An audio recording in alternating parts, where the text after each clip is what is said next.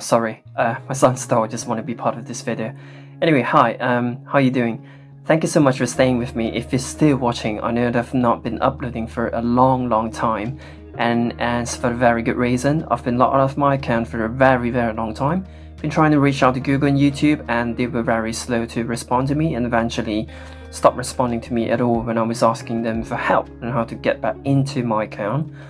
And long story short, so a few days ago I tried to log back in, and I found that bam, I was able to log back in just because I found that they have loosened one of the security precaution measures online.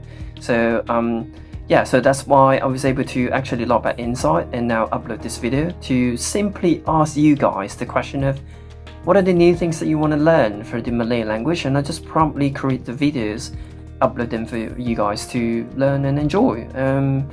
So I look forward to hearing from you then. Speak soon and take care, because of COVID, of course. Bye.